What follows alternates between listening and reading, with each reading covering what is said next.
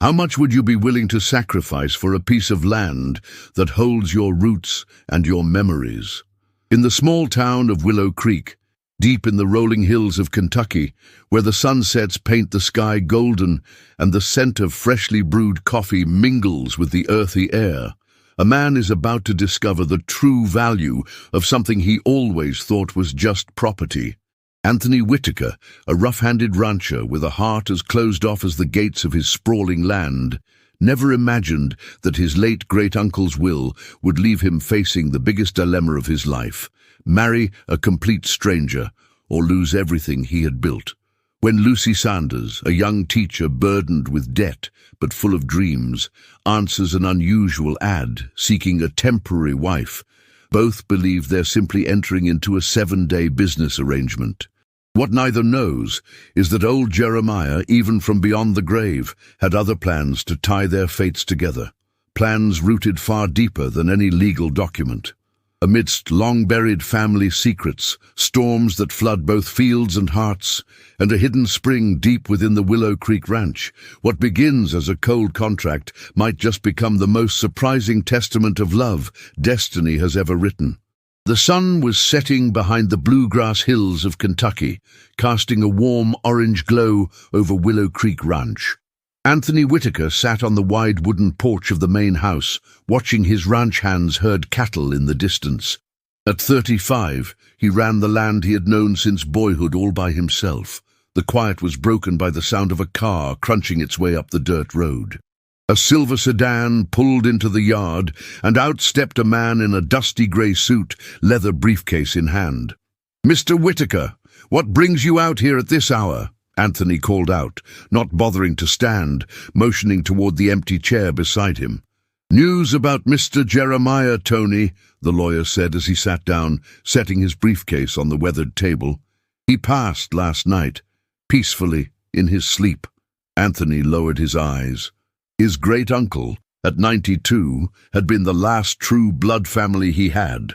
"God rest his soul," he muttered, tipping his worn hat in respect. "I came in person because there's urgent business to discuss." The lawyer opened the briefcase and pulled out a sealed envelope.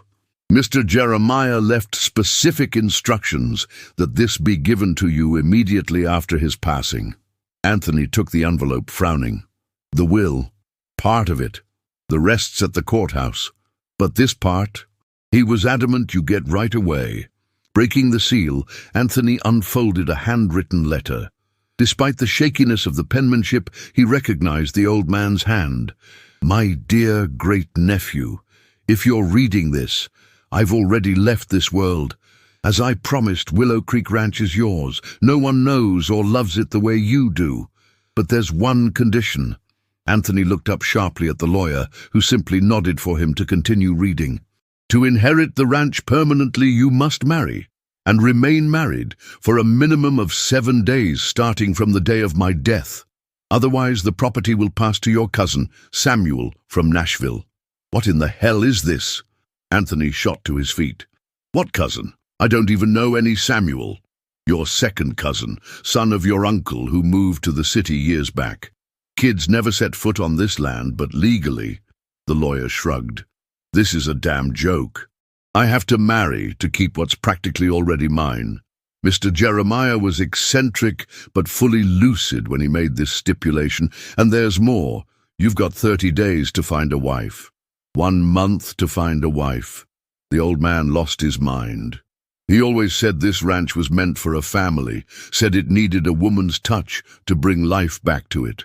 Anthony crumpled the letter and threw it into the yard. "And why just a week? What marriage only lasts a week? Just long enough to make it legally binding," the lawyer said, gathering up his briefcase. "Look, Tony, it doesn't have to be for love. The document doesn't require that. Just a legal marriage for 7 days." Anthony dragged a hand down his face. "And if I don't, then I'll have to hand the deed over to Samuel, who's already in talks to sell the land." Anthony felt his blood boil. "Over my dead body. Then I suggest you find yourself a bride, and fast." The lawyer stood. "I'll check back in 3 days." As the lawyer's car disappeared down the dusty road, Anthony stared out at the horizon. at the rolling pastures he considered his own. Marry within a month to someone he didn't even know, and for only a week. Somewhere, he was sure, Jeremiah was laughing his ornery old head off. Zeke's bar was buzzing like it did every Friday night in Willow Creek. Between the clinking of beer bottles and the crack of the pool balls, Anthony nursed his growing problem. 3 days had passed since the lawyer's visit, and no miracle had appeared. "Another one, Zeke," he said, sliding his empty glass across the worn bar. "That's your fourth, Tony. You might want to slow down," the old bartender said, filling it anyway. "Problem with the herd?" "Worse." Anthony took a long drink. "I need a wife." Ty, his longtime foreman and friend, burst out laughing behind him. "Well, it's about time the boss settled down." "Shut it," Anthony growled, though without any real heat. Ty was more brother than employee at this point. "I'm serious," Anthony said, lowering his voice. "I gotta get married in less than a month. Old man Jeremiah's will." "You're kidding." Ty pulled up a stool. "Marrying for a ranch?" "Not just marrying. Gotta stay hitched for a whole week." "Well, hell, Tony. Folks around town are already buzzing about that girl who came looking for you." Anthony nearly choked on his drink. "What girl?" "Vanessa, back from Nashville. You didn't hear?" The name hit like a punch to the gut. Vanessa, the woman he'd almost married 5 years ago before she decided city life was better than a future with him on the ranch. "What's she want now?" Ty shrugged. "Heard she's saying she's back for good." Anthony shook his head. "I'd rather lose the ranch." "Why don't you put out an ad?" suggested Zeke, who'd been eavesdropping. "Like the old days, rancher seeks wife for practical purposes." "Yeah, except just for a week," Anthony said bitterly. "You're serious?" Ty asked, eyes wide. "Dead serious," Anthony said, explaining the will's odd condition. "And what's in it for the lady?" Zeke asked. "Nobody marries for a week for free." 10 grand, Anthony said after a moment. "It's what I can afford." "You need to think smarter," Ty advised. "Don't just stick to the newspaper. Put it online too. Facebook, Insta, cast a wider net." Anthony wasn't much for social media, but he had to admit it made sense. "Lend me your phone." Right there he crafted the ad, ignoring the snickers of curious patrons gathering around. "Rancher 35 seeks woman for temporary marriage, 7 days, for inheritance purposes. $10,000 payment, private lodging, absolute discretion. In-person interview required, serious inquiries only. Call." The next morning the ad appeared in the Willow Creek Gazette and quickly made the rounds on the town's Facebook groups and WhatsApp chats. Anthony tried to ignore the curious glances when he went into town for supplies. "Mr. Whitaker," called Mrs. Isolde, the local gossip queen from the general store. "Is it true you're buying yourself a wife?" "I'm not buying anyone, Mrs. Isolde. It's a temporary agreement," he muttered. "Shame on you," she gasped, making the sign of the cross. "Mr. Jeremiah must be rolling in his grave." "He's the one who set it up," Anthony grumbled as he hurried to pay for his groceries. On his way out, he nearly ran smack into Vanessa. 5 years had passed, but she was just as beautiful, with the same smile that once made his heart race. "Tony," she said softly. "Long time." "What are you doing here, Vanessa?" he asked curtly. "Came home for a while. I heard about your uncle. I'm sorry." "Thanks," he said, trying to move past her. "I also heard about your ad." Her eyes glinted with something sharp. "The whole town's buzzing. And maybe we should talk about it," she said, touching his arm. "Maybe I can help." Anthony jerked his arm away like he'd been burned. "I don't need your help." "Are you sure?" she asked sweetly. "I heard it's a big ranch. Would be a shame to lose it over pride." That's when Anthony realized. "How do you know the ranch is on the line?" Her smile faltered just slightly. "Small town? People talk?" "No, they don't." "That wasn't in the ad." His voice sharpened. "What do you really know about my uncle's will?" Vanessa adjusted her purse on her shoulder. "Nothing. I just thought maybe you needed money." "If you'll excuse me," Anthony said coldly, "I have interviews to conduct." As he walked away, one thought gnawed at him. How did Vanessa know so much, and why was she back now of all times? In a small rented house on the outskirts of Willow Creek, Lucy Sanders clutched the local newspaper with trembling hands. The rancher's ad was circled in bright red ink. "You can't seriously be thinking about this," said Joe, her best friend from college, who had come to visit that Sunday morning. "10 grand, Joe. It's almost enough to pay off my student loans," Lucy said, biting her lip as she stared at the stack of overdue bills covering the kitchen table. "You're really gonna marry a stranger for money?" Joe crossed her arms, clearly appalled. "I'm saving my mom," Lucy said, slamming her hand on the table. "Her retirement barely covers her medicine, and the school where I finally got hired doesn't pay until the end of the month.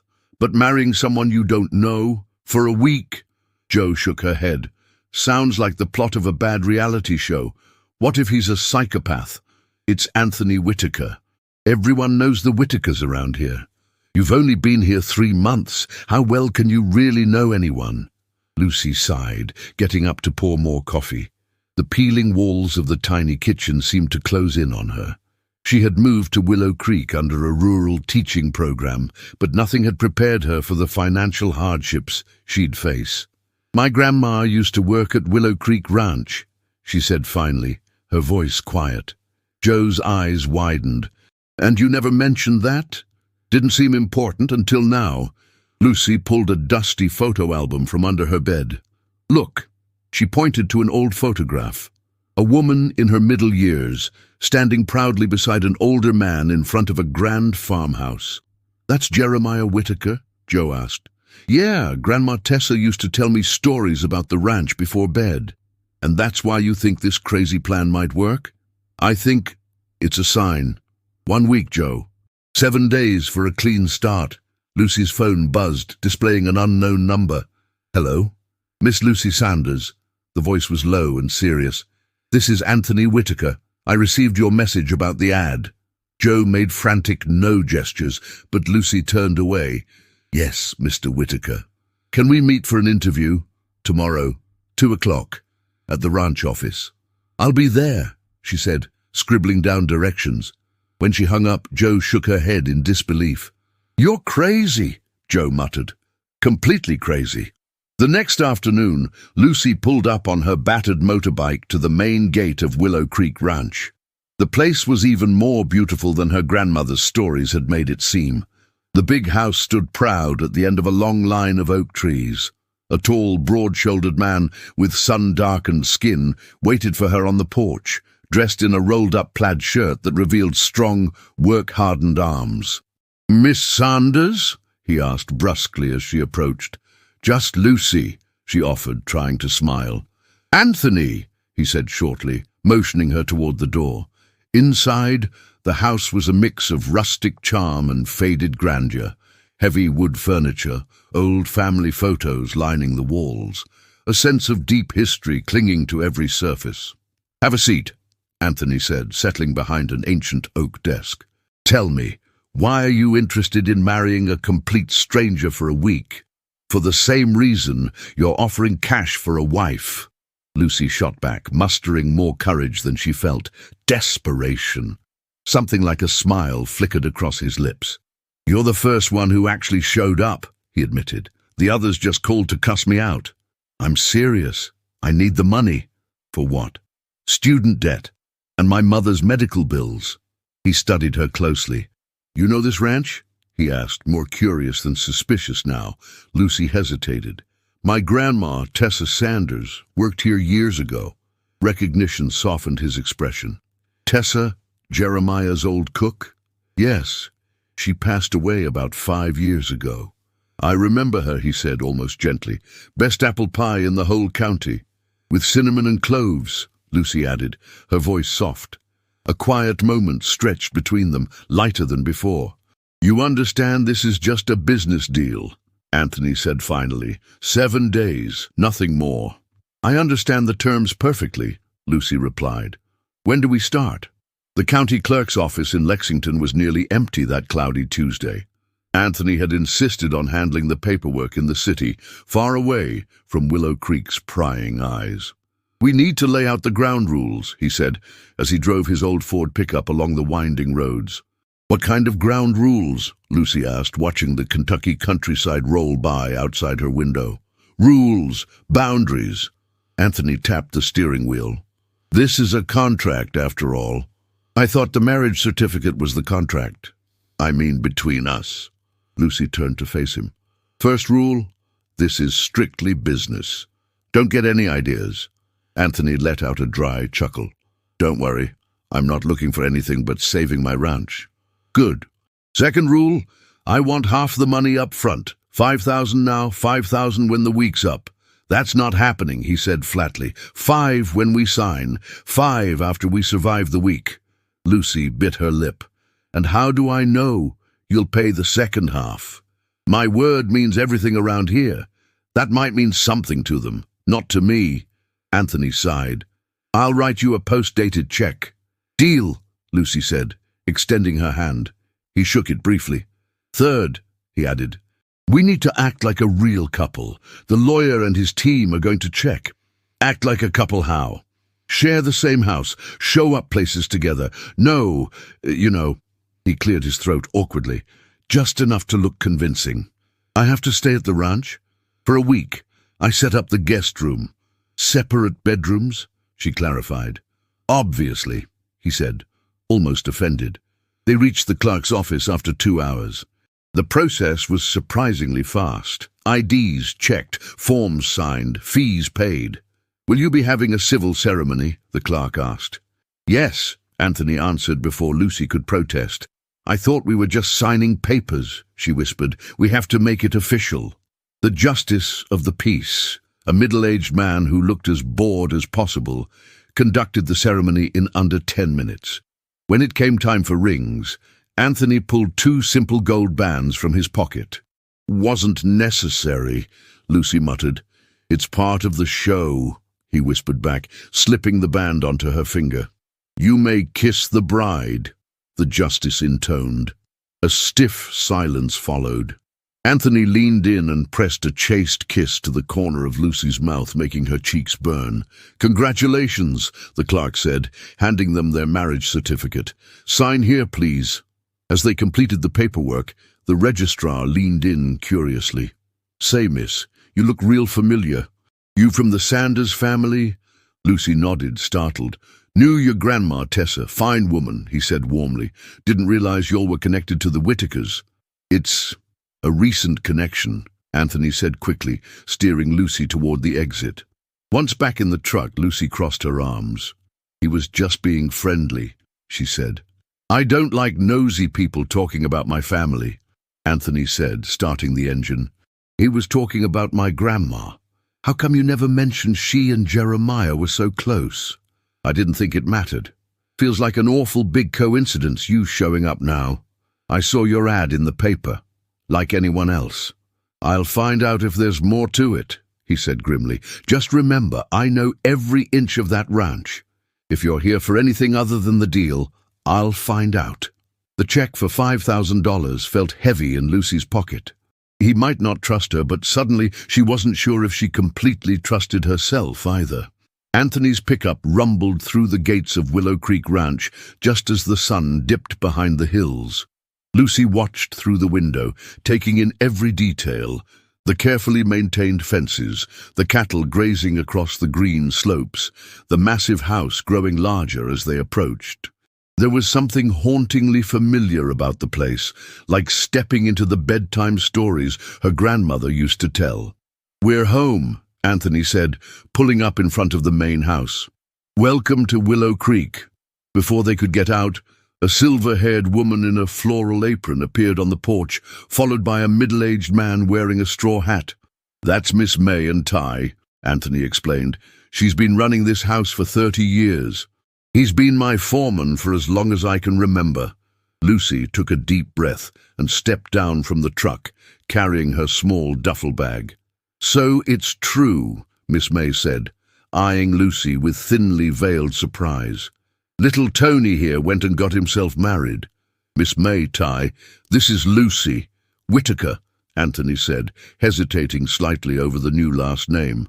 My wife. Ty tipped his hat with a sly grin. "Pleasure, Ma'am. Welcome to the family." "A school teacher, huh?" Miss May gave her a once-over. "Hope you like biscuits and gravy, honey, 'cause we don't do any of that fancy city food out here." "I was born in Kentucky, Miss May," Lucy said, smiling warmly, "and I've been dreaming of grits and fried okra for months." The older woman's expression softened a bit. "Come on, then. Let's get you settled." As Lucy followed Miss May inside, she overheard Ty muttering to Anthony, "Boss, Mr. Tucker called. Said he's coming by tomorrow with the court-appointed witness." "So soon?" Anthony's voice was low, tense. "I thought we had more time." Inside, Miss May led Lucy down a hallway lined with old photographs and dark wood paneling. "This is the guest room," she said, opening a door upstairs. "Your husband insisted it be fixed up nice for you." The room was cozy and bright. A big iron bed, an antique dresser, and a small desk by a window overlooking the pasture. A vase of fresh daisies sat by the nightstand. "It's beautiful," Lucy said sincerely. "Thank you." "Dinner's at 7, Miss May said, pausing at the door. She hesitated, then asked, "Mind if I ask you something, Mrs. Whittaker?" Lucy turned. "Of course. A pretty, educated girl like you. Why marry a man you barely know?" Lucy swallowed hard. "Sometimes," she said softly, "you just know when it's the right place. And the right person." Miss May's sharp gaze softened. Maybe so. "Bathroom's down the hall. I'll leave you to settle in." Alone, Lucy opened the window, letting the cool evening breeze in. She ran her fingers along the weathered wood of the sill. Somewhere in her chest, an old, almost forgotten feeling stirred, like she was right where she was supposed to be. She unpacked her few belongings, placing a worn paperback on the nightstand. When she opened the desk drawer, she found a small, leather-bound notebook tucked away inside. Curious, she flipped it open. The first page held a simple line, written in delicate, fading handwriting. "Today he asked me to stay, but I can't. Not like this." Lucy sat on the bed, flipping through pages filled with fragments of dreams and heartbreak, long buried beneath the dust of time. The sound of boots outside the door made her jump. Quickly she closed the notebook and slid it back into the drawer. The door creaked open and Anthony stepped inside. "Everything all right?" he asked gruffly. "Miss May can be blunt." "I'm fine," Lucy said, smoothing her hands over her jeans. "It's a beautiful house. It's been in my family for generations," Anthony said, his voice tinged with pride. "Tomorrow we've got visitors, Mr. Tucker and the court's witness. They'll be checking if we're a real couple." "So soon?" "Unfortunately," he said, running a hand through his hair. "We're gonna have to be convincing." "What does convincing mean exactly?" "Means we need to know the basics, how we met, what we like, enough so it looks real." Lucy's eyes met his briefly, an electric moment passing between them before both looked away. "I'll finish settling in," she said.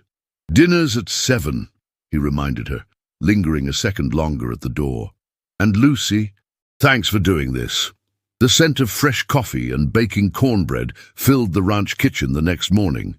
Lucy, who had spent most of the night reading bits of the old diary, sat at the long wooden table while Miss May bustled about with cast-iron skillets. "Morning," Anthony greeted, already dressed in a crisp blue shirt instead of his usual work clothes. He was trying to look presentable for the inspector, she realized. "Morning," Lucy replied, accepting a steaming mug of coffee from Miss May. Ty entered, pulling off his hat. "Boss, Mr. Tucker's car just passed the front gate." Anthony stood abruptly. "Already? I thought they'd come after lunch." "Remember what we rehearsed," he murmured to Lucy as he headed for the porch. "We met 6 months ago. You were teaching at the rural school. It was love at first sight." Lucy nodded, nervously adjusting the hem of her dress, a simple floral one she hoped looked ranch wife enough.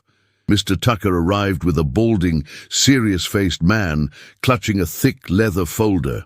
"Anthony, good to see you," said the lawyer, shaking hands. "This is Mr. Peabody, the court's assigned inspector." "Pleasure," Anthony said. He slipped his arm naturally around Lucy's waist as they faced the visitors. "Pleasure's mine, Mrs. Whittaker," said Mr. and Peabody, studying her carefully. "Hope you don't mind a few questions. Standard procedure." "Not at all," Lucy said with a bright, practiced smile. They all settled onto rocking chairs on the wide front porch as Miss May brought out coffee and peach pie. "So, Mrs. Whittaker," Mr. Peabody began, flipping open a notepad, "how long have you known your husband?" 6 months, Lucy said smoothly. "We met when I started teaching at the rural school. And it was love at first sight," Anthony chimed in, squeezing her hand lightly on the table. Mr. Peabody scribbled notes. "Tell me about the proposal." Lucy and Anthony exchanged a quick glance. They hadn't prepared for that one. "It was during a picnic," Lucy said, improvising fast, "by the spring hidden deep on the ranch. He said he'd never shared it with anyone before." Anthony's eyes widened in surprise, but he quickly nodded. "That's right. It's a special place." "How did you first meet?" Mr. Peabody pressed. "I knocked over a whole stack of cheddar cheese at the farmer's market," Lucy said, grinning. "He had to help me pick it all up. And I asked her out for coffee after that," Anthony added. "We talked for hours. Found we had a lot in common." Mr. A. Peabody kept writing furiously, looking between them. "You do know," he said, peering over his glasses, "that for a marriage to be legally binding, it must be consummated." Lucy almost choked on her coffee.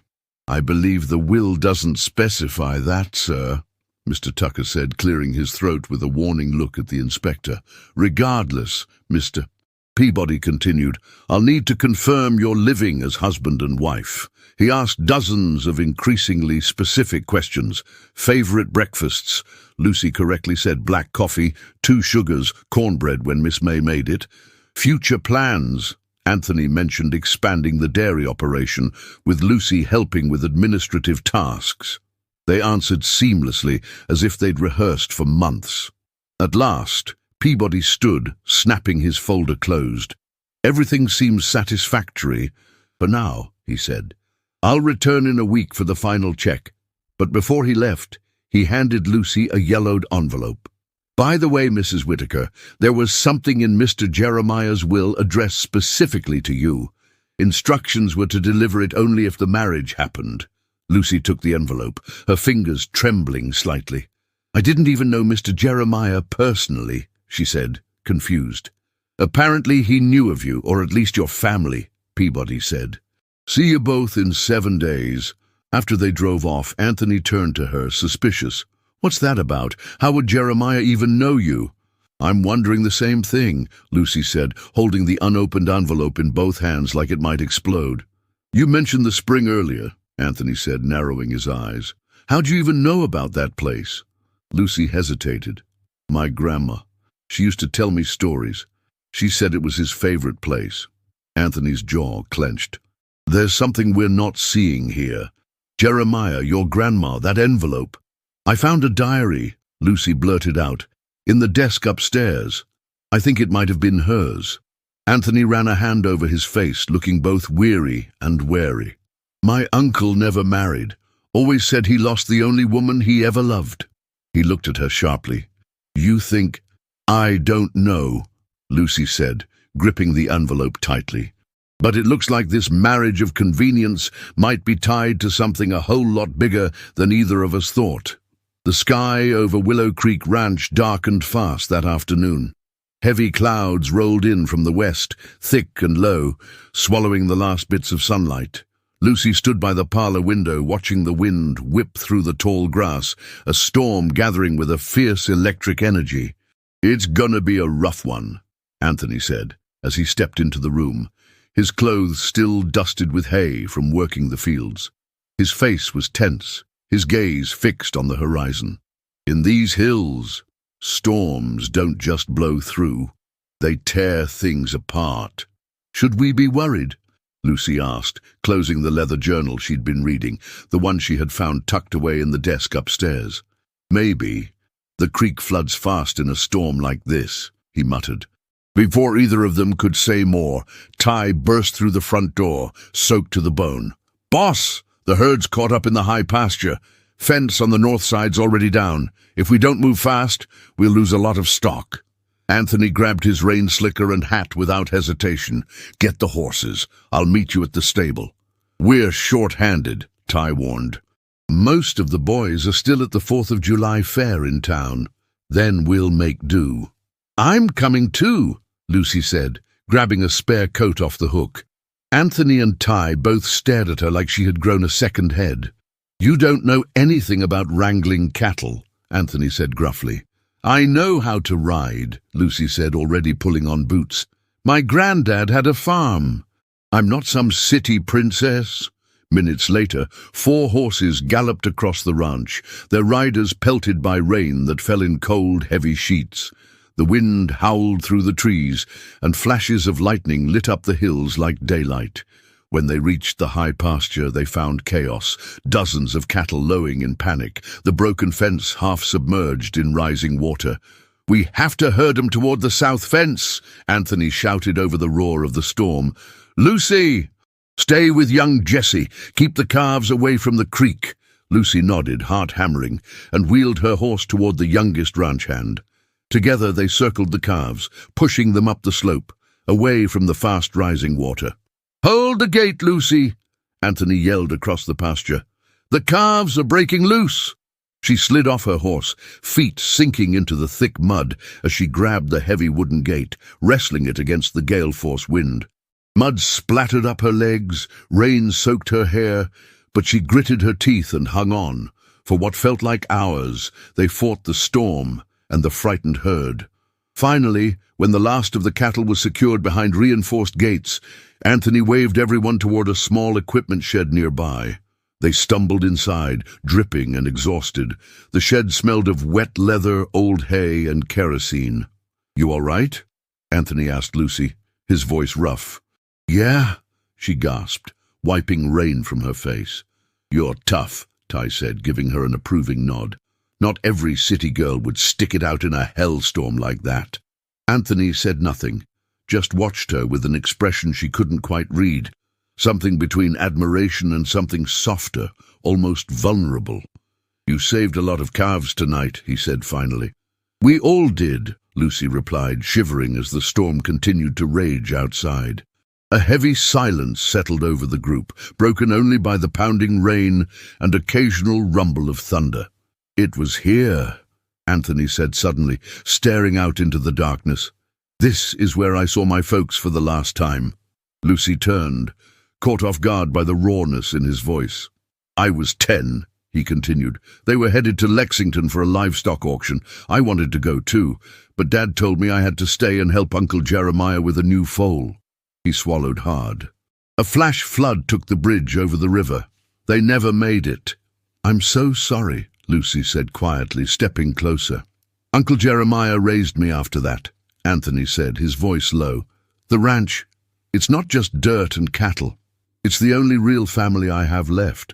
There, huddled together in the dim light of an old kerosene lamp, something shifted between them, something deeper than duty or convenience, something real. When the storm finally broke and they rode back to the main house, they traveled side by side, saying little but understanding more than ever before.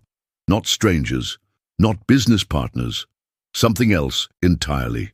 The next morning dawned clear and crisp, the air scrubbed clean by the night's fierce storm. Lucy woke to the smell of fresh coffee and the sound of easy conversation drifting up from the kitchen. She dressed quickly and came downstairs, finding Anthony at the table with the morning paper and a steaming cup of coffee. "Morning," he said, glancing up with a hint of warmth in his voice. "Morning," Lucy replied, taking a seat as Miss May slid a plate of bacon and biscuits in front of her. "Word travels fast," Miss May said, her eyes twinkling.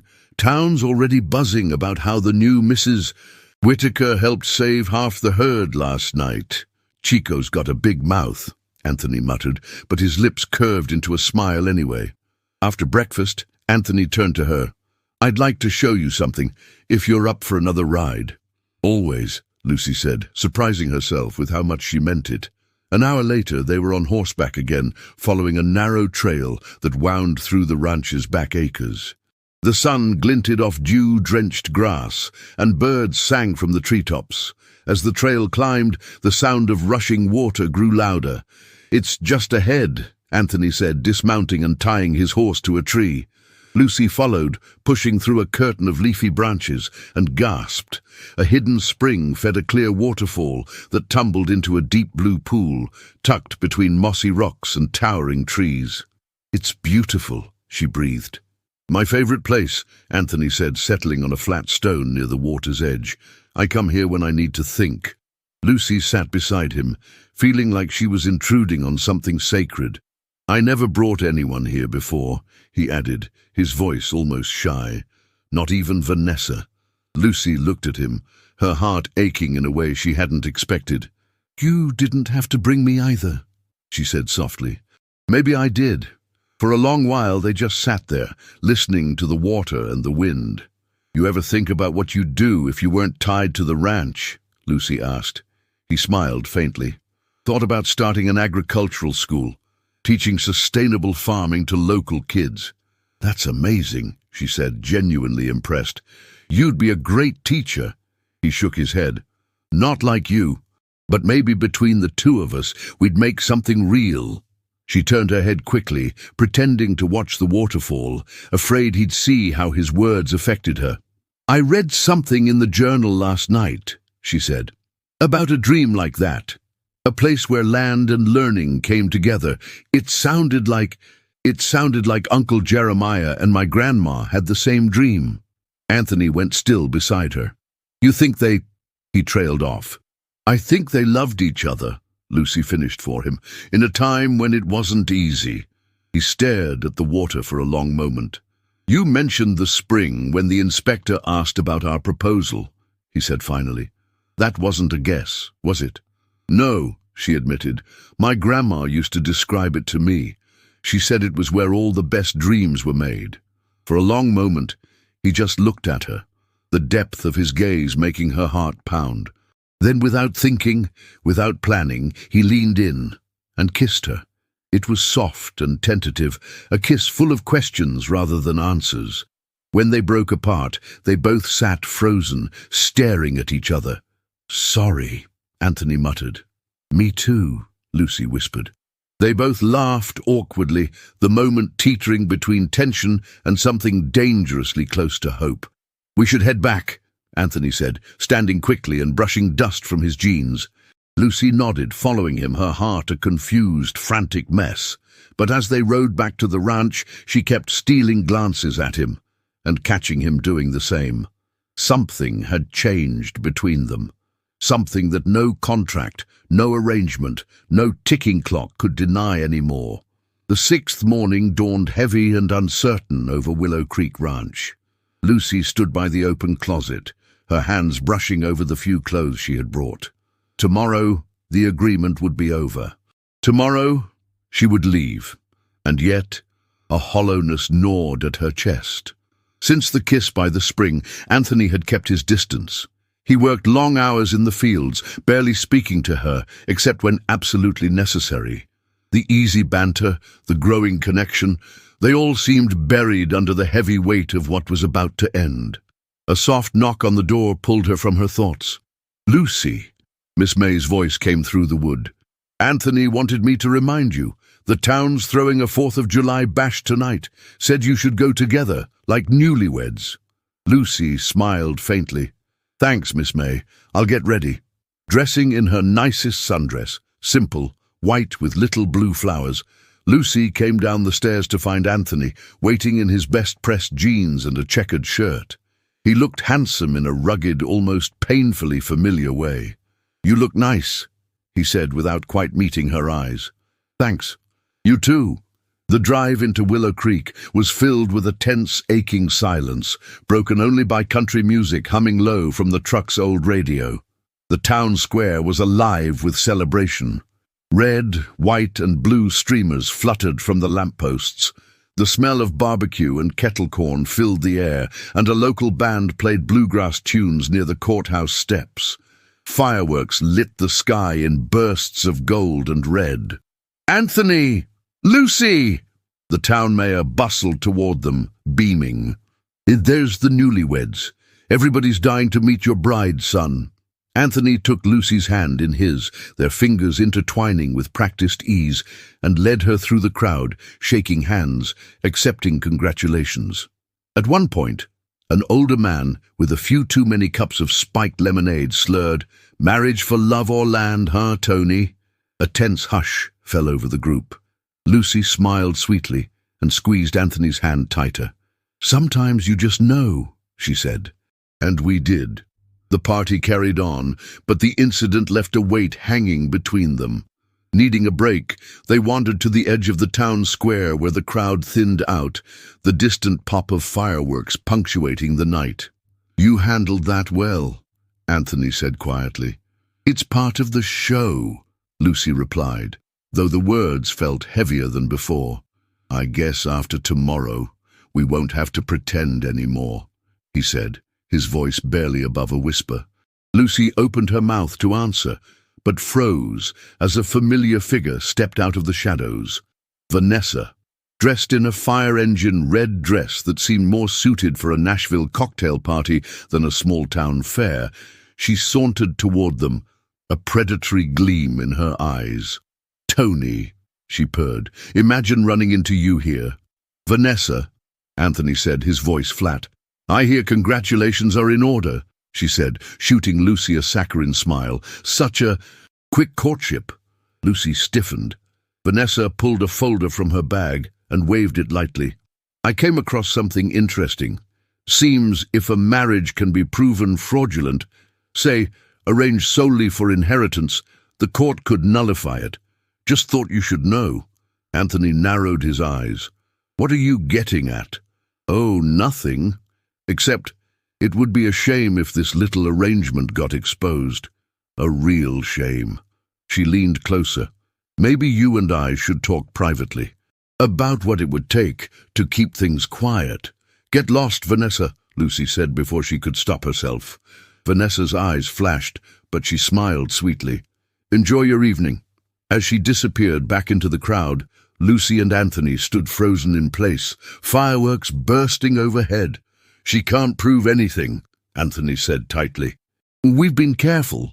"Maybe," Lucy said, her voice shaking, "but if she stirs up enough suspicion, the court could still revoke everything." On the way back to the ranch, neither of them spoke. But the silence between them now wasn't just fear or frustration. It was heartbreak, because somehow, somewhere along the way, this had stopped being about a ranch or a contract. It had become about them, and they were running out of time. The sun barely peeked over the hills when Lucy finished packing her bag. 7 days. It was supposed to be a simple deal. Now, it felt like she was leaving part of herself behind. Sitting on the edge of the bed, she stared down at the yellowed envelope Mr. Peabody had given her, the one she had been instructed to open only after the marriage term ended. Her fingers trembled slightly as she broke the seal. Inside there was a letter, handwritten in a shaky, familiar script. "Dear Lucy, if you're reading this, you and Anthony honored my last wish. Though we never met, I know you through Tessa's letters, your grandmother, and the love of my life. Ours was a love hidden away, a love that time and pride kept apart. This ranch, it was meant to be more than land. It was meant to be a place where love, family, and dreams could grow. Along with this letter, you'll find the deed to a small piece of land adjacent to Willow Creek Ranch. If you and Anthony choose to stay together, it is yours, to build the school, the future that Tessa and I always dreamed of. If not, know that you were still part of something I had prayed would outlive me. With hope, Jeremiah Whitaker." Tears blurred Lucy's vision as she unfolded the second document. A deed. Signed. Ready. Waiting for her and Anthony. A knock on the door startled her. Anthony stepped inside, looking as lost and ragged as she felt. "I guess this is goodbye," Lucy said, rising slowly. "I guess so," he said, but he didn't sound convinced. He caught sight of the open letter in her hands. "What's that?" She handed it to him silently, watching as he read it, his rough hands trembling slightly. When he finished, he just stood there, staring at her. Did you ever? He started, then stopped. Was it always about the money? Lucy shook her head, fighting back tears. It was supposed to be, but it's not anymore. And you? She whispered. Did you marry me for the land? He gave a rough laugh.